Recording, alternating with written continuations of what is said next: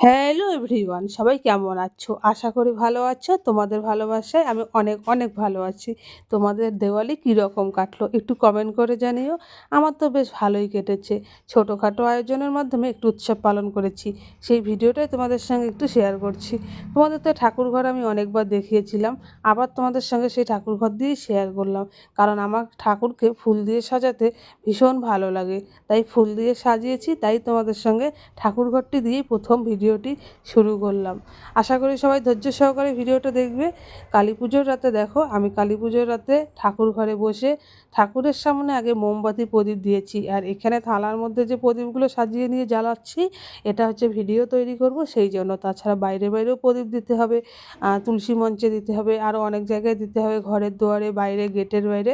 সেই জন্য এগুলো সাজিয়ে নিচ্ছিলাম, কারণ এগুলো আগে বাইরে দিয়ে তারপরে আমি আবার থালার মধ্যে সাজিয়ে নিয়ে আবার একটু ভিডিও তৈরি করব। সেই জন্য এগুলোকে আমি একটু বসে বসে সাজিয়ে নিয়েছি। তারপরে চলে গেলাম সেখান থেকে, দেখো তুলসী মঞ্চে চারদিকে 4টা প্রদীপ, একটা মোমবাতি লাগিয়ে দিলাম। কিন্তু কি করব, তোমাদের সঙ্গে ভালো করে ভিডিওটা শেয়ার করতে পারলাম না, কারণ তুলসী মঞ্চের চারিদিকটা এতটাই ফুল গাছ ছিল, এতটাই জঙ্গলের মতো লাগছে দেখতে যে তুলসী মঞ্চটা ঢেকেই গেছে। তার মধ্যে দেখো আমার মাথার উপরে একটা ফুল গাছ আছে, এটা তো একদম অনেকটা বড়, এটা দিয়ে তুলসী মঞ্চটা চারিদিকটাই ঢেকে ফেলেছে।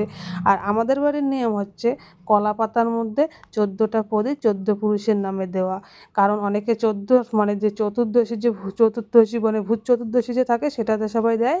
আর আমাদের কিন্তু সেটা নিয়ম না, আমাদের হচ্ছে কালী পুজোর রাতে কলা পাতার মধ্যে এই যে 14টা প্রদীপ এটাকে দিতে হবে। এটা আমি দেইনি, এটা তোমাদের দাদাভাই সাজিয়ে দিয়েছে। কিন্তু তোমাদের দাদাভাই ভিডিও করতে চায় না, তাই তাকে কি করেছি, তাকে না তুলে সে দেওয়ার পরে আমি শুধু কলা পাতাটাই তুলেছি। এই হচ্ছে আমার তুলসী মঞ্চের দেওয়া প্রদীপগুলো। কেমন লাগছে দেখতে অবশ্যই একটু লাইক কমেন্টের মাধ্যমে জানাবে। তাছাড়া একটু গেটের বাইরে, আবার মানে একটু বাগানে, ওগুলোতেও দিয়েছি।